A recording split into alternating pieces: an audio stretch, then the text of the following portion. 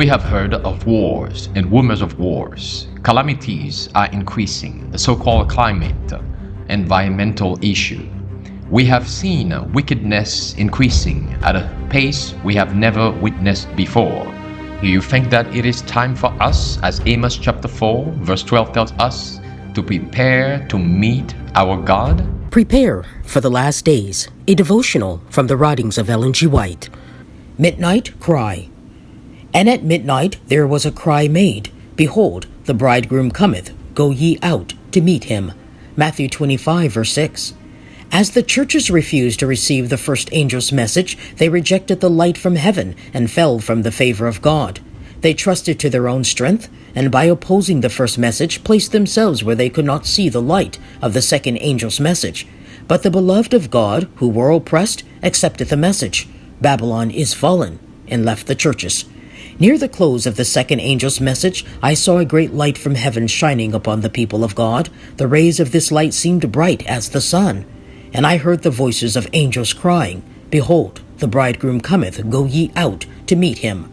This was the midnight cry, which was to give power to the second angel's message. Angels were sent from heaven to arouse the discouraged saints and prepare them for the great work before them. The most talented men were not the first to receive this message. Angels were sent to the humble, devoted ones, and constrained them to raise the cry, Behold, the bridegroom cometh, go ye out to meet him. Those entrusted with the cry made haste, and in the power of the Holy Spirit sounded the message and aroused their discouraged brethren. This work did not stand in the wisdom and learning of men, but in the power of God. And his saints who heard the cry could not resist it. The most spiritual received this message first, and those who had formerly led in the work were the last to receive and help swell the cry. Behold, the bridegroom cometh, go ye out to meet him.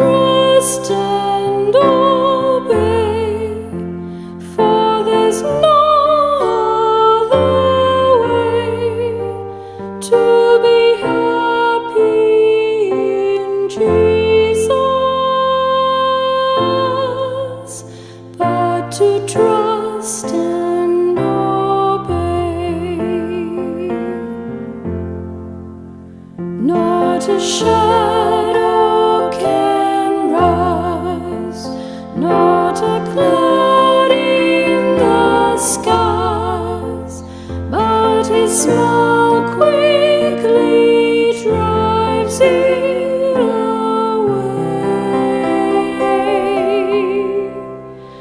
Not a doubt nor a fear, not a sign nor a tear can abide while we trust and obey.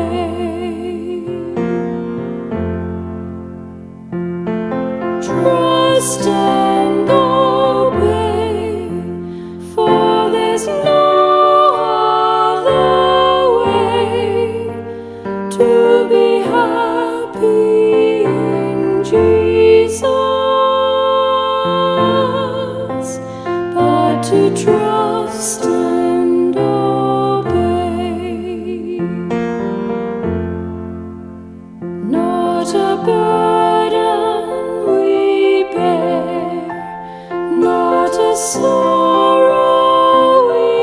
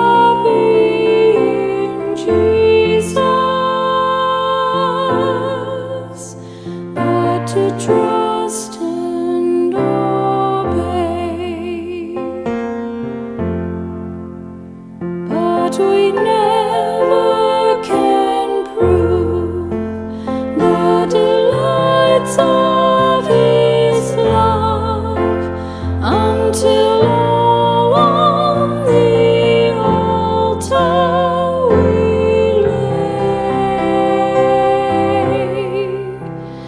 For the favor He shows and the joy He bestows are for them who will trust and obey.